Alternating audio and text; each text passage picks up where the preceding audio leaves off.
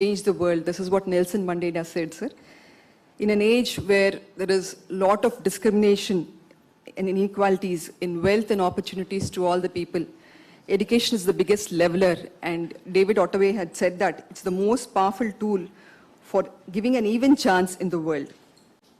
It gives an opportunity to the poorest of the poor to opt for the great dreams.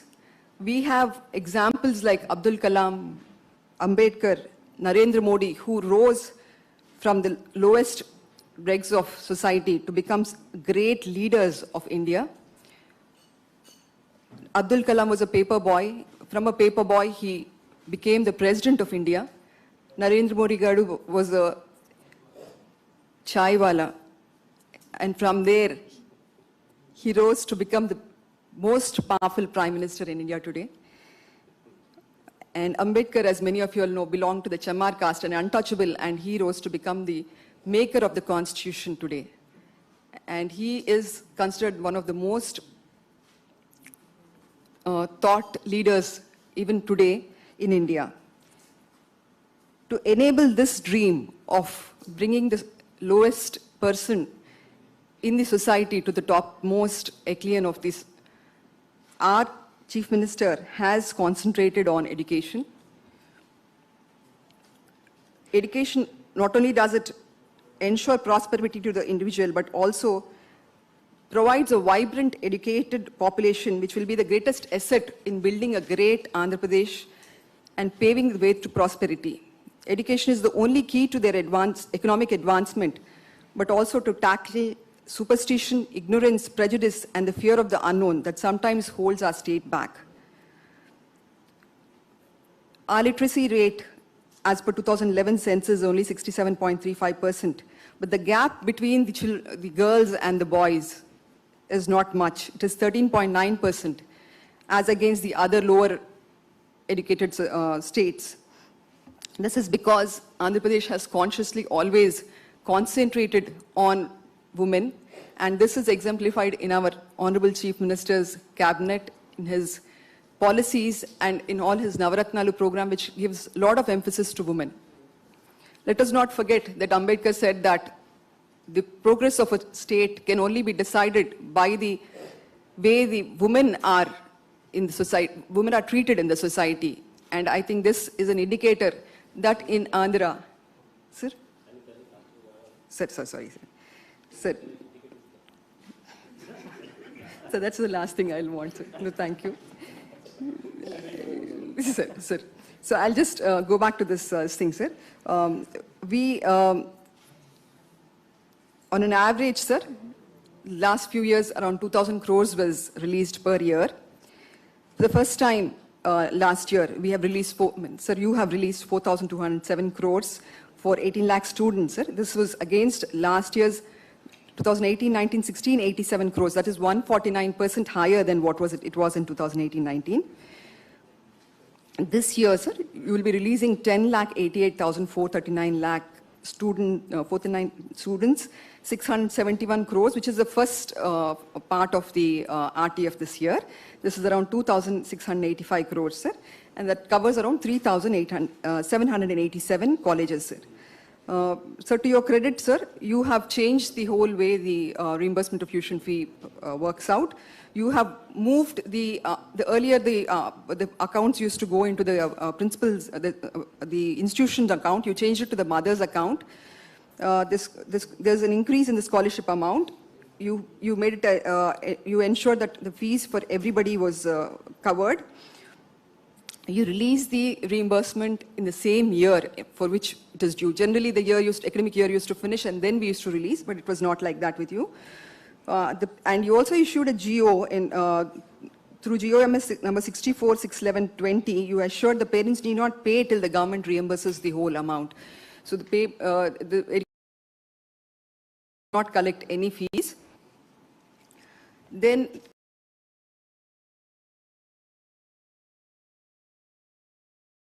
the ideal portal, the Government of India is using this as an ideal and saying this is how it should run in a paperless manner, the whole scholarship transactions.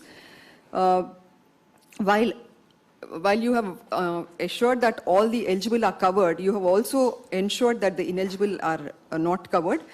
We have now, through a paperless kind of inquiry through RTGS and CFMS, we have removed some 8,000 employees and who have, though they were are not eligible, they have managed to get the income certificate. This is a really good program, sir. Education is and always will be the most important parameter for an indicator of the economy, sir, and in the future also. So I thank you for giving this opportunity, and I request a small video to be played, sir. Thank you.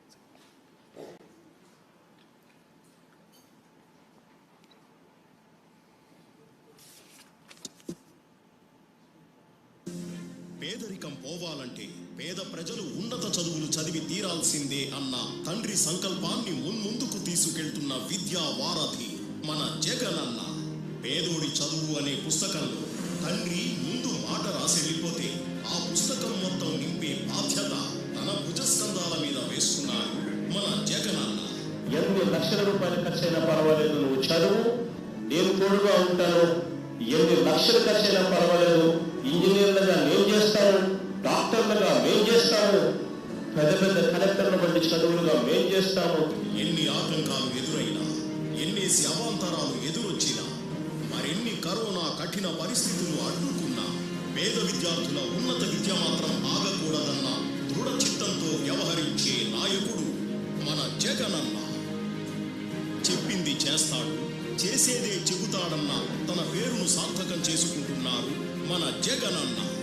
సంక్షేమ calendar ముందుగానే ప్రకటించి చెప్పిన తేదీకి చెప్పినట్టు, చెప్పిన సమయానికి చేసేటట్టు, ఎక్కడా అవినీతికి ఆస్కారం లేకుండా అత్యంత పారదర్శకంగా నేరుగా తల్లుల ఖాతాల్లోకి డబ్బు జమ చేస్తున్న ఏకైక ముఖ్యమంత్రి మన జగనన్న.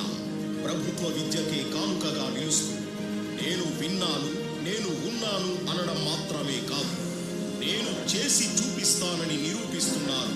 దేశంలో మరెక్కడా లేని విధంగా కని విని ఎరుగని రీతిలో పూర్తి ఫీజు రీఎంబర్స్మెంట్ పథకం ప్రవేశపెట్టారు మన Jagananna.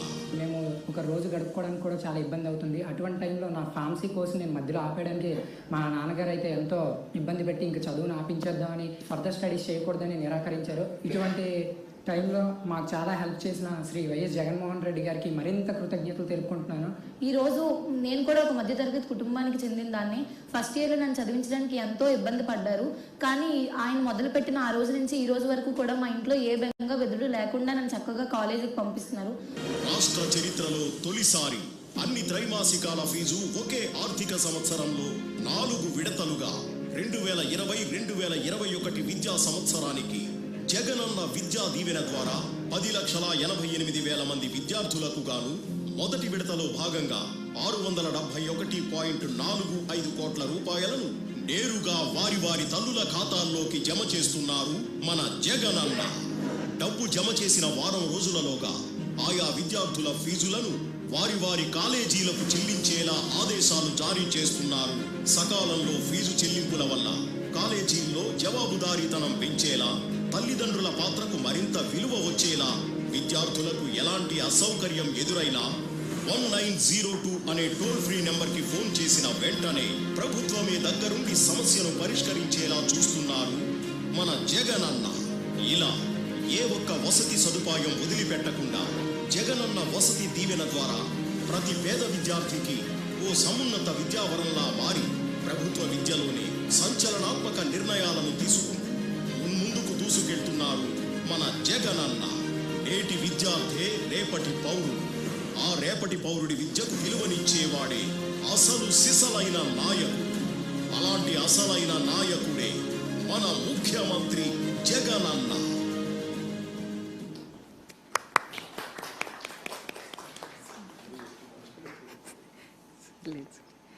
Sir, it reflects the thought process in the outside students also, sir. There are many students who tell us that they would not have continued but for the reimbursement of tuition fees, sir. Now I request sir to give his address, sir. Thank you, sir. So good morning, sir. Secretary Tribal Welfare, sir, from Srikakulam.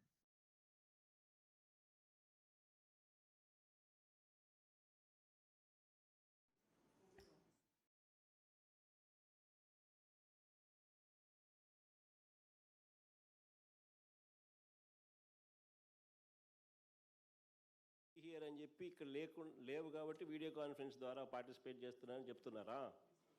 Okay. Sir నేను 2-3 విషయాలు మా madam చెప్పారు sir. Okay కాంతి coat. తీసుకున్నప్పుడు అంటే ఈ RTF అనే అమౌంట్ని తల్లుల అకౌంట్స్కి వేయాలి అని మీరు సమీక్షలు మాకు చెప్పినప్పుడు నేను అక్కడ సమీక్షలో భాగంగా నేను ఉన్నాను సార్. అంటే ఇది నిశ్శబ్ద విప్లవానికి నాంది కాబోతుంది సార్. ఇంకా తమరు ఆ రోజు మా సమీక్షలో చాలా క్యాజువల్గా మేము చెప్పినప్పుడు తమరు ఇమీడియట్గా చెప్పింది ఏంటంటే ఇక్కడ నుంచి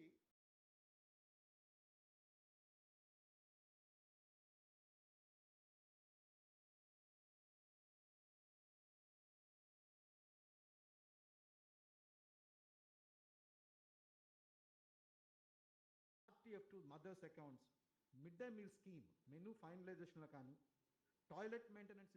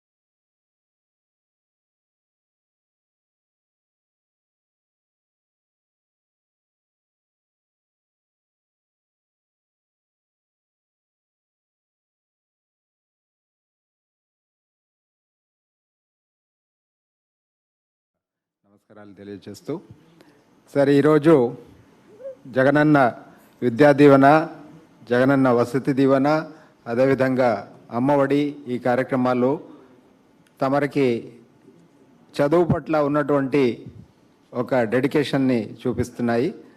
దాంట్లో భాగంగా అత్యధికంగా మనకి ఈ నంబర్ ఆఫ్ బెనిఫిషరీస్ కవర్ అవుతున్నటువంటి ఒక డిపార్ట్మెంటు వెనకబడినటువంటి తరగతుల డిపార్ట్మెంటు ఈ బీసీ వెల్ఫేర్ డిపార్ట్మెంట్ ద్వారా సార్ తమరు 7,61,755 మందికి విద్యార్థులకి ఈరోజు సహాయం చేకూరుస్తున్నాము. ఈ జగనన్న విద్యా దీవెన ద్వారా 486.92 కోట్లు ఈరోజు దీని BC corporation BC welfare department ద్వారా జరుగుతున్నాయి సార్. దీంట్లో బీసీ, ఈబీసీ, కాపు అన్నీ కూడా కలిసి ఉన్నాయి సార్. తమరి ఆదేశాల మేరకు బీసీలో కూడా ఉన్నటువంటి 56 ముఖ్య కులాలు ABDE దాంట్లో ఉన్నటువంటి డివిజన్ ప్రకారంగా ప్రతి ఒక కులానికి సమాన్యాయం చేకూర్చుతూ వాళ్ళందరికీ కూడా ఆయా కార్పొరేషన్స్ ద్వారా ఈ నిధుల్ని విడుదల చేయడం అనేది జరుగుతుంది సార్. ఈ అవకాశం ఇచ్చిన అందరికీ మీకు పర్టికులర్గా ధన్యవాదాలు తెలియజేస్తున్నాను. Sir, I request to give your thing, sir. BCs, I think, పెద్దపీట పెట్టింది మీ ఫాదరు మీరు కలిపి sir. I was BC welfare commissioner sir. First time saturate చేశారు, మీరేమో ఈబీసీస్ అందరూ కలిపి అందరినీ సమానంగా చూసుకుంటున్నారు sir. Thank you sir.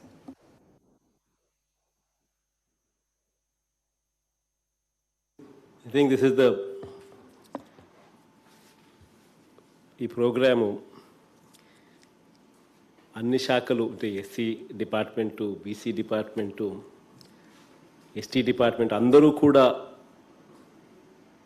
Own చేసుకుని అందరి జీవితాలు కూడా బాగుపడతా ఉన్నాయని చెప్పి బాహాటంగా ప్రతి సెక్రటరీ కూడా సంతోషంగా చెప్పే, ప్రతి మినిస్టరు ప్రతి సెక్రటరీ కూడా సంతోషంగా ఓన్ చేసుకొని చెప్పే గొప్ప కార్యక్రమం ఈ కార్యక్రమం. నిజంగా ఈ కార్యక్రమంలో పాలు పంచుకోవడం, ఈ కార్యక్రమం దేవుడు దయతో ఇంత గొప్పగా నా ద్వారా జరగడం దేవుడు నాకు ఇచ్చిన గొప్ప అదృష్టంగా భావిస్తూ ఉన్నాను. నిజంగా ఇంత మంచి కార్యక్రమం ఏప్రిల్ మాసంలో మొట్టమొదటి కార్యక్రమంగా చేయడం కూడా చాలా సంతోషాన్ని ఇస్తూ ఉంది. ఈ నెల 14న ఇటీవలే బాబాసాహెబ్ అంబేద్కర్ గారి జయంతిని కూడా జరుపుకున్నాం. భారత రాజ్యాంగాన్ని రాసిన కమిటీకి అధ్యక్షులు అంబేద్కర్ గారు. ఒక పేద కుటుంబంలో, ఒక దళిత కుటుంబంలో, అప్పటి సమాజంలో చదవటానికి కూడా వీల్లేని కుటుంబంలో పుట్టిన ఒక ఆయన ఎలా ఎదిగాడు అన్నది, చివరకు రాజ్యాంగాన్ని ఎలా రాశాడు అన్నది మన కళ్ళ ముందరనే కనిపించిన సత్యం. ఈ పరిస్థితి, ఈ మాటలు ఎందుకు చెప్పాల్సి వస్తూ ఉంది అంటే, చదువుతోనే మన జీవితాల రూపురేఖలు మారుతాయి. చదువుతోనే మనం పేదరికం నుంచి బయటపడగలుగుతాం. చదువు అన్నది నేను మనసా వాచ కర్మన నమ్ముతూ ఉండదు. చదువు అనేది నేను నా తమ్ముళ్లకు, నా చెల్లెమ్మలకు ఇస్తా ఉన్న ఒక ఆస్తి అని చెప్పి ఈ సందర్భంగా గర్వంగా కూడా చెప్తా ఉన్నాను.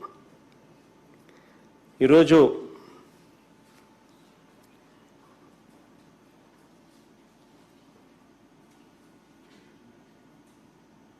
పదహైదు సంవత్సరాలకు 10వ తరగతి పూర్తి చేసుకుంటారు.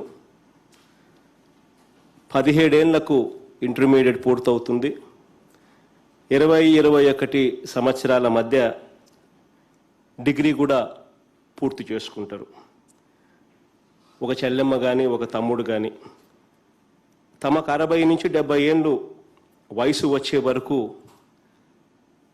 వాళ్ళ జీవితాలు ఎలా ఉంటాయని ఒక్కసారి ఊహించుకోగలిగితే, ఒక చదువు అన్నది చదువుకొని ఒక ఇంజనీర్ గానో, ఒక డాక్టర్ గానో పెద్ద పెద్ద చదువులు చదవగలిగి ఆ చదివిన పరిస్థితిలో ఉన్న వాళ్ళు ఎలా ఉంటారు, వాళ్ళ జీవితాలు ఎలా బాగుపడతాయి అని చెప్పి ఒక్కసారి బేరీజు వేసుకోగలిగితే, డిగ్రీలు ఏ అప్పుల పాలు కాకుండా పెద్ద చదువులు చదవగలిగి ఆ చదువుల వల్ల మంచి ఉద్యోగాలు వచ్చి వాళ్ళ జీవితాలు ఏ రకంగా మారుతాయన్నది ఒకసారి విజువలైజ్ చేసుకోగలిగితే చాలా గొప్ప కార్యక్రమంగా అనిపిస్తుంది అన్నది నేను ఖచ్చితంగా చెప్పగలుగుతా.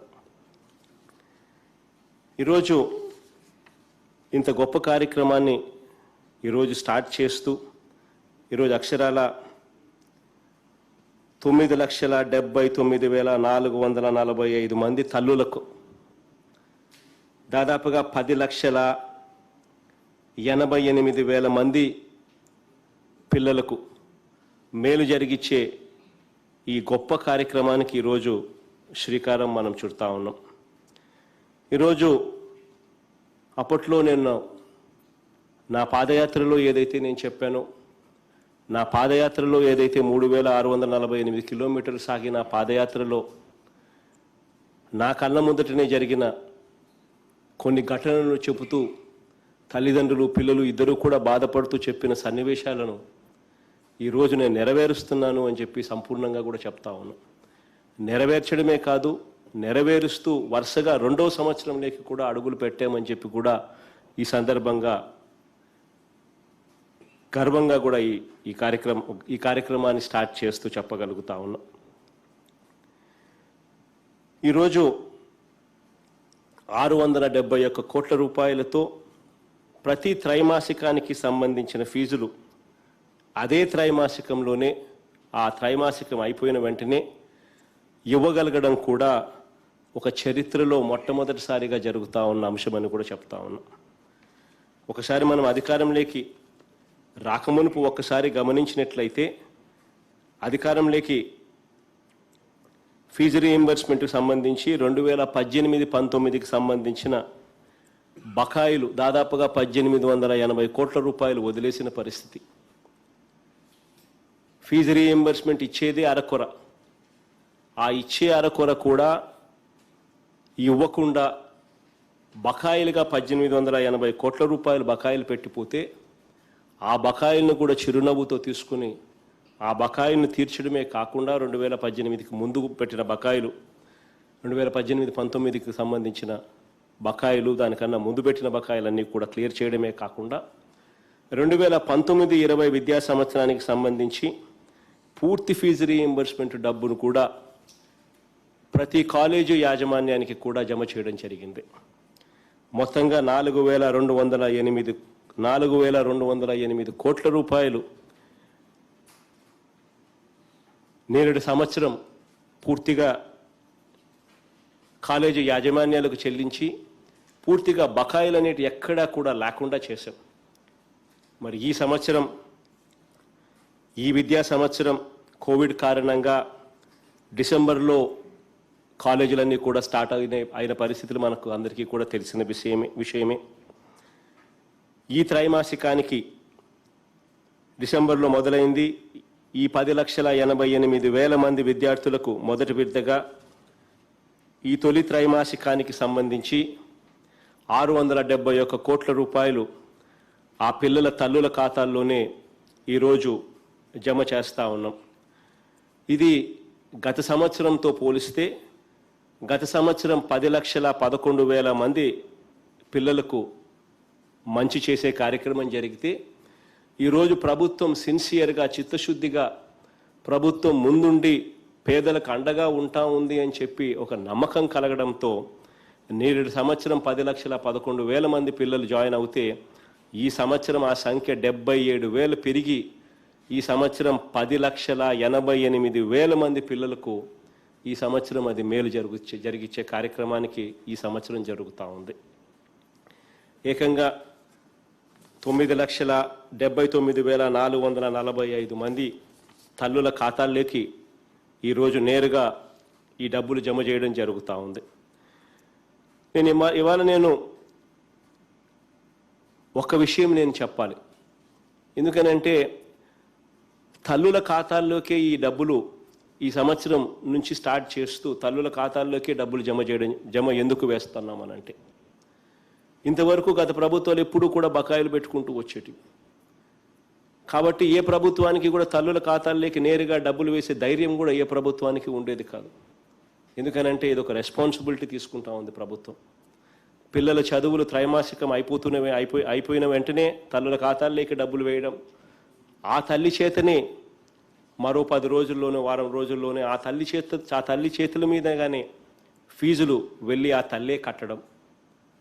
ఇంతవరకు ఎప్పుడు కూడా ఏ ప్రభుత్వం కూడా ఇటువంటి ధైర్యం ఎప్పుడు చేయలేదు. ఎందుకంటే ఇటువంటి కమిట్మెంట్ తీసుకునేదానికి ఎప్పుడు కూడా ఏ ప్రభుత్వం భయపడే పరిస్థితి. కానీ ఆ పరిస్థితి మారాలి.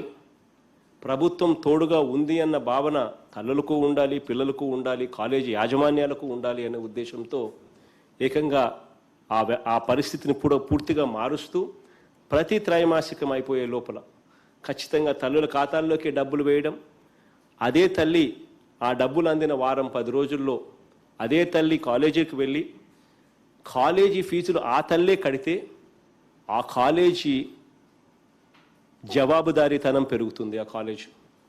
ఆ తల్లికి ఆ పిల్లలు చదువుతున్న ఆ కాలేజీల్లో ఏదన్నా పరిస్థితులు బాగోలేకపోయినా, అక్కడ ఉన్న సదుపాయాలు బాగోలేకపోయినా, లేకపోతే తమ పిల్లల బాగోగుల గురించి ఎలా ఉన్నారు, ఎలా చదువుతున్నారు అని తెలుసుకునే పరిస్థితులు కూడా ఏర్పడతాయి. ఏదైనా తల్లి అక్కడికి వెళ్ళి తల్లి తండ్రి అక్కడికి వెళ్ళి తమ ఫీజులు కట్టేటప్పుడు కాలేజీల్లో వసతులు బాగలేవు అని అంటే వెంటనే కాలేజీలను నిలదీసే పరిస్థితి కూడా ఉంటుంది. ఆ కాలేజీలకు చెప్పినప్పటికీ కూడా అక్కడ బాగోగులు బాగోలేకపోతే 1902 అన్న నెంబర్కు ఫోన్ చేస్తే ప్రభుత్వం వెంటనే స్పందించి ఆ కాలేజీల్లో ఆ సదుపాయాలన్నీ కూడా మెరుగయ్యేట్టుగా చర్యలు తీసుకుంటుంది. ఆ కాలేజీల్లో పరిస్థితులను కూడా మెరుగయ్యే విధంగా కూడా ప్రభుత్వం అడుగులు ముందుకు వేసి చర్యలు తీసుకుంటుంది. ఇవన్నీ జరగాలి. కాలేజీల్లో కూడా జవాబుదారీతనం రావాలి. తల్లులు కూడా తామే వెళ్ళి ఫీజులు కడితేనే అది జరుగుతుంది అనే ఉద్దేశంతో నేరుగా తల్లుల ఖాతాల్లోకే నేరుగా ప్రతి త్రైమాసికం వాళ్ళ ఖాతాల్లోకే డబ్బులు వేసి ప్రతి త్రైమాసికం అయిపోయిన తర్వాత ఆ తల్లులే కాలేజీలకు వెళ్ళి వాళ్ళ పిల్లలు ఎలా చదువుతున్నారో గమనించి కాలేజీల్లో సదుపాయాలు ఎలా ఉన్నాయో కూడా గమనించుకునే అవకాశం కల్పించాలి. తల్లులకు కాలేజీలను ప్రశ్నించే పరిస్థితి రావాలి. కాలేజీలు కూడా జవాబుదారీతనం కూడా ఉండాలి అనే ఉద్దేశంతో ఈ కార్యక్రమానికి ఈరోజు గతంలో ఎప్పుడూ జరగని విధంగా ఈ కార్యక్రమానికి ఈ సంవత్సరం నుంచి ఈ రోజు నుంచి శ్రీకారం చుడతా ఉన్నామని చెప్పి కూడా సగర్వంగా ఈ సందర్భంగా తెలియజేస్తా ఉన్నాను. 6 ఏళ్ల లోపు పిల్లలకు పౌష్టికాహారం అందించడం దగ్గర నుంచి ఒక్కసారి మొదలు పెడితే 6 ఏళ్ల లోపు కన్నా మునుపే 3 ఏళ్ల లోపు పిల్లలను కూడా అంగన్వాడీలో చేర్చడం దగ్గర నుంచి మొదలు పెడితే వాళ్ళ ప్రతి అడుగులోనూ ప్రభుత్వం వాళ్ళకు మంచి ఎలా చేయాలి అని చెప్పి ఆరాట పడుతూ ప్రభుత్వం అడుగులు ముందుకు వేస్తూ ఉన్నట్టుగా కనిపిస్తుంది. ఈరోజు 3 ఏళ్ల పిల్లలు చదువుతూ ఉన్న అంగన్వాడీ కేంద్రాలను పూర్తిగా కూడా రూపురేఖలు మారుస్తూ ఉన్నాం. ప్రీ ప్రైమరీ బడులుగా ఇంగ్లీష్ మీడియం చదువులకు నిలయంగా అంగన్వాడీ కేంద్రాలను ప్రీ ప్రైమరీగా మారుస్తూ అడుగులు వేయడం మొదలుపెడితే పౌష్టికాహారం పిల్లలకు బాగా అందితేనే 6 ఏళ్ల లోపే 85% మెదడు డెవలప్మెంట్ అనేది జరుగుతుంది అనే ఉద్దేశంతో అక్కడి నుంచి ఆహారం సంపూర్ణ పోషణంతో కూడా మొదలుపెట్టి ఇంగ్లీష్ మీడియం ప్రీ ప్రైమరీ స్కూల్స్తో కూడా మొదలు పెడితే దాని తర్వాత స్కూళ్ళల్లో కూడా పూర్తిగా కూడా రూపురేఖలు మారుస్తూ నాడు నేడు ప్రోగ్రాంతో స్కూళ్ళన్నీ కూడా రూపురేఖలు మార్చడం, ఇంగ్లీష్ మీడియం చదువులు తీసుకొని రావడం, ఇంగ్లీష్ మీడియం చదువులు తీసుకొని రావడమే కాకుండా గోరుముద్ద అనే రోజుకొక మెనూతో గోరుముద్ద అనే కార్యక్రమంతో తీసుకొని రావడం, ప్రతి అడుగులోనూ కూడా పిల్లలకు ప్రభుత్వం తోడుగా ఉంది, ఆ పిల్లలకు వాళ్ళ మేనమామ తోడుగా ఉన్నాడు అని చెప్పే భావన ప్రతి అడుగులోనూ కూడా కల్పిస్తూ వస్తూ ఉన్నాం. చివరికి ఆ పిల్లలు బ్యాగులు తీసుకొని పోయే స్కూలుకు బ్యాగులు తీసుకొని పోయే పరిస్థితిలో కూడా ఆ బ్యాగ్ ఇవ్వడం, ఆ బ్యాగ్ క్వాలిటీ కూడా ఎలా ఉందని చూడడం, ఆ టెక్స్ట్ బుక్కుల దగ్గర నుంచి నోట్ బుక్కుల దాకా ఆ పిల్లలకి ఇవ్వడం, షూస్ బెల్ట్ దగ్గర నుంచి అన్నీ కూడా సమకూర్చడం, యూనిఫామ్ దగ్గర నుంచి అన్నీ సమకూర్చడం, చివరికి ఆ పిల్లల్ని ఇంగ్లీష్ మీడియంలో ఇంకా బెటర్గా తయారు చేయాలనే ఉద్దేశంతో ఏకంగా ఇంగ్లీష్ మీడియానికి సంబంధించిన ఒక డిక్షనరీని కూడా అదే కిట్లో పెట్టి విద్యా కానుకగా సప్లై చేయడం దగ్గర నుంచి మొదలు పెడితే పిల్లలు రేపొద్దున చదువుల గురించి ఇబ్బంది పడకూడదు, తల్లిదండ్రులు అప్పుల పాలయ్యే పరిస్థితి చదువుల వల్ల రాకూడదు అనే ఉద్దేశంతో ఆ పిల్లలను చదివించే బాధ్యతగా పూర్తి ఫీజు రీయింబర్స్మెంట్ బాధ్యత కూడా మనమే తీసుకుని కాలేజీలకు వెళ్ళేసరికి ఆ పిల్లలను విద్యా దీవెన కింద ప్రతి అడుగులోనూ ఆ పిల్లలకు సపోర్ట్ చేస్తూ ఆ విద్యా దీవెన ఒకటే సరిపోదు, ఇంజనీరింగ్ చదవాలన్నా డిగ్రీలు చదవాలన్నా వీళ్ళు ఎక్కడికో వెళ్ళి చదవాల్సిన పరిస్థితి వస్తుంది.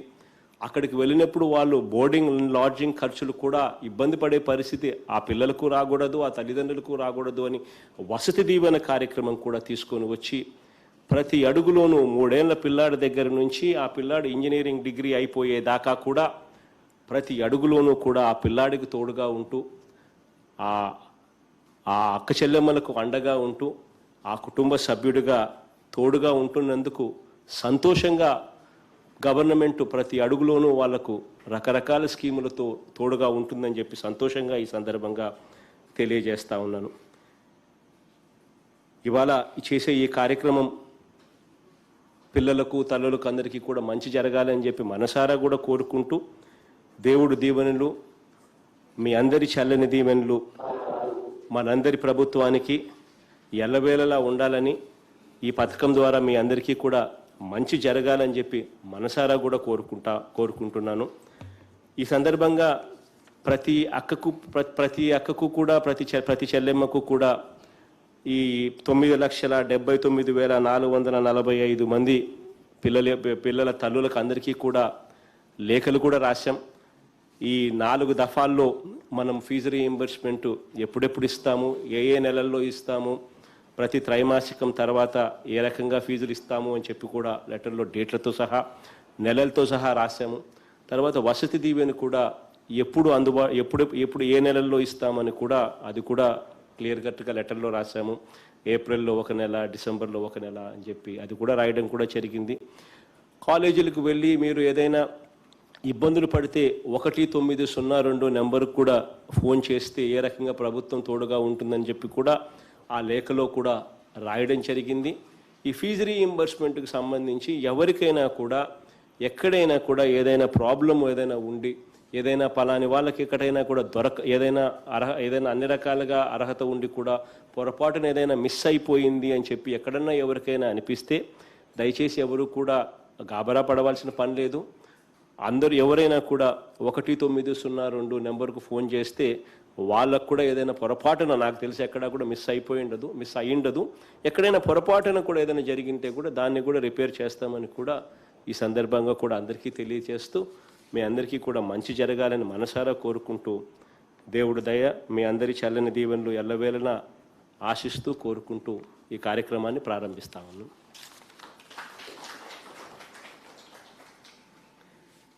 ఎవరన్నా